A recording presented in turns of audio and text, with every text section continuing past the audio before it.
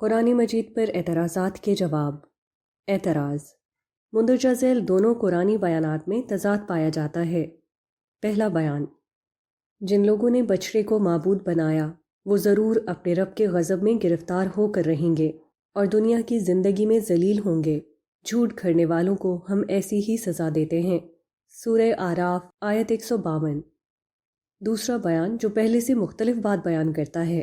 یاد کرو جب ہم نے موسیٰ کو 40 شبانہ روز کی قرارداد پر بلایا تو اس کے پیچھے تم بچڑے کو اپنا معبود بنا بیٹھے۔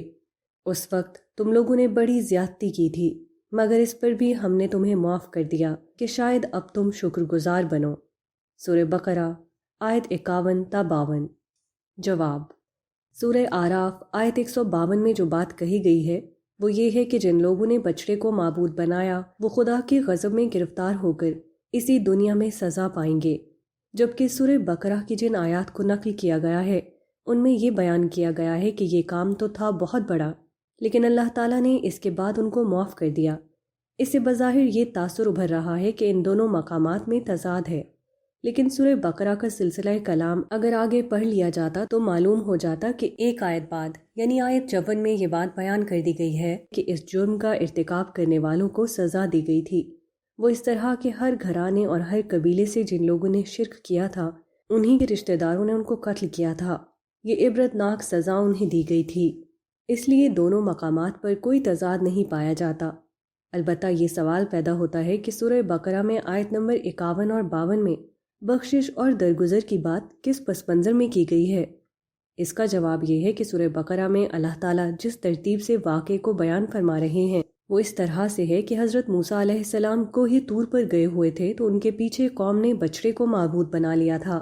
اب ہونا تو یہ چاہیے تھا کہ اسی وقت اللہ تعالیٰ کا ان پر عذاب آتا جو پوری قوم کو ختم کر دیتا، سوائے ان لوگوں کے جنہوں نے اس جرم سے روکا تھا، کیونکہ یہ اللہ تعالیٰ کی منتخب کردہ قوم اور دنیا کی امامت کے منصب پر فائز کیے گئے تھے، یا کم از کم انہیں مجموعی طور پر منصب امامت سے فارغ کر دیا جاتا۔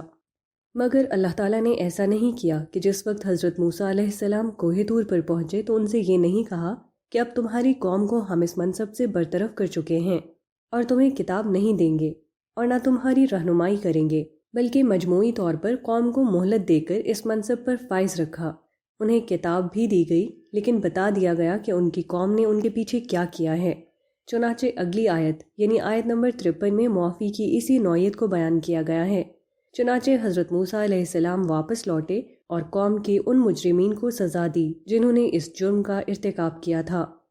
اس فتنے کا آغاز کرنے والے سامری جادوگر کو بدترین سزا دی گئی، جبکہ باقی لوگوں کی توبہ کو اللہ تعالیٰ نے قبول کیا، ان کو اپنی کتاب یعنی تورات کا امین بنایا اور دنیا کی امامت کے منصب پر فائز کیا۔ واضح رہے کہ سورہ بقرہ میں چونکہ بنی اسرائیل پر نعمتوں کا بیان ہو رہا تھا اس لیے عذاب کے بیان سے قبل معافی کے پہلو کو نمایاں کر دیا گیا، جبکہ سورہ اعراف میں سلسلہ کتاب رسولوں کی ان قوموں سے متعلق ہے جنہوں نے سرکشی کی اور ان پر خدا کا عذاب آیا، اس لیے وہاں عذاب کی بات کو نمایاں کیا گیا ہے۔ البتہ ایسا ہرگز نہیں ہے کہ سورہ اعراف میں معافی کا کوئی ذکر نہیں۔ اگلی ہی آیت یعنی 153 میں ان کی توبہ اور اللہ سے ملنے والی معافی کا ذکر ہے، لیکن یہاں اسے مؤخر کر دیا گیا۔